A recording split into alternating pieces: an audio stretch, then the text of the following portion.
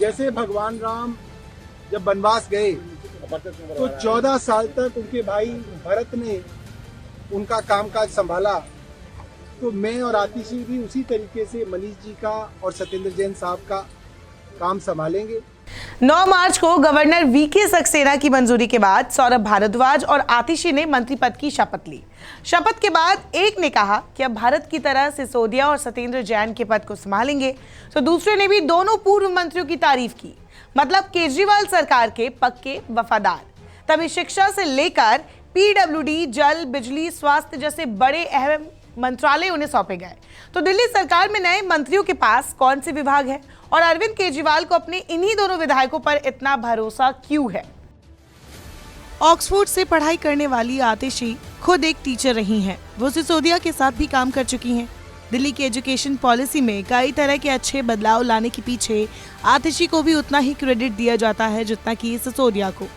वही सौरभ भारद्वाज भी काफी पढ़े लिखे सॉफ्टवेयर इंजीनियर रहे हैं। टेक्निकल फील्ड से आने वाले सौरभ लॉ की भी पढ़ाई कर चुके हैं। वो यूएसए में एमएनसीज में काम कर चुके हैं। साथ ही भाषा पर उनकी पकड़ अच्छी है। तभी हर टीवी चैनल पर भी पार्टी की तरफ से बेबाकी से अपनी बात रखते हैं और केंद्र सरकार को घेरने का एक भी मौका मिस नहीं करते। मोहल्ला क्लिनिक हो या फिर एजुकेशन पॉलिसी, दिल्ली सरकार की तारीफ देश से लेकर विदेश में भी हुई। इसके लिए केजरीवाल सरकार ने सत्येंद्र जैन और मनीष सिसोदिया को पूरा क्रेडिट दिया। लेकिन सत्येंद्र जैन 2022 से तो सिसोदिया पिछले कुछ दिनों से जेल में है। कब तक बाहर आ पाएंगे अभी कहना मुश्किल है। सत्येंद्र जैन पर ईडी ने मनी लॉन्ड्रिंग तो सीबीआई ने सिसोदिया को दिल्ली एक्साइज पॉलिसी में कथित करप्शन को लेकर हिरासत में लिया। सिसोदिया के मंत्री पद से इस्तीफा देने के साथ ही सत्येंद्र जैन ने भी अपने पद से इस्तीफा दे दिया था। सत्येंद्र जैन की कमी सिसोदिया अब तक पूरी कर रहे थे, लेकिन सीबीआई के चंगुल में सिसोदिया के फंसने के बाद 18 विभाग खाली हो गए। इसीलिए केजरीवाल को फैसला लेना पड़ा और ग्रेटर कैलाश विधायक और कालका जी की विधायक सौरभ और आतिशी को बड़ी जिम्मेदारियां देते हुए विभाग बांट दिए गए। दोनों ने 9 मार्च को मंत्री पद की शपथ ली। सौरभ को जहां स्वास्थ्य विभाग, शहरी विकास विभाग, जल विभाग और उद्योग विभाग की जिम्मेदारी सौंपी गई, तो वहीं शिक्षा विभाग, पीडब्ल्यूडी विभाग, बिजली विभाग और पर्यटन विभाग की जिम्मेदारी आतिशी को सौंपी गई। अब बात करें अगर केजरीवाल की भरोसे की, तो दोनों ने आम आदमी पार्टी के लिए जी जान से काम किया है। करीब 42 साल की आतिशी पेशे से टीचर है। उन्होंने आप से जुड़ने से पहले एनजीओज के साथ भी काफी काम किया है। स्कूल्स में हैप्पीनेस कैरिकुलम का कॉन्सेप्ट लाने का क्रेडिट भी आतिशी को जाता है, जो एक तरह से बच्चों में मेंटल हेल्थ को बनाए रखने की थेरेपी है। 2015 से 2018 तक वो सिसोदिया की एडवाइजर थी। आम आदमी पार्टी के चुनावी मैनिफेस्टो में भी आतिशी ने काफी काम किया है।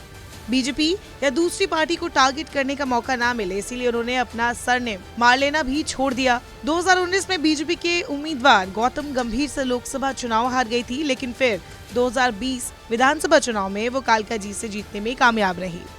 जिनके खुद के माँ बाप डीयू में प्रोफेसर रहे हो, जिसने ऑक्सफोर्ड जैसी यूनिवर्सिटी से पढ़ाई की हो, जिसने सिसोदिया के साथ करीब से काम किया हो, वो शिक्षा विभाग, पीडब्ल्यूडी, बिजली या टूरिज्म जैसे किसी भी विभाग को संभाल सकती है। और यही भरोसा शायद दिल्ली के मुख्यमंत्री ने आतिशी पर जताया है। अब बात करें दूसरे नए मंत्री सौरभ भारद्वाज की, तो ग्रेटर कैलाश से विधायक सौरभ भारद्वाज लगातार तीसरी बार विधायक बने हैं। वो इससे पहले भी करीब 49 दिनों के लिए ट्रांसपोर्ट मिनिस्टर बने थे। ये 2013 की बात है, जब कांग्रेस के साथ मिलकर सरकार बनाने में आप पहली बार कामयाब हुई थी। हालांकि उस वक्त ज्यादा दिनों के लिए सरकार नहीं टिकी थी।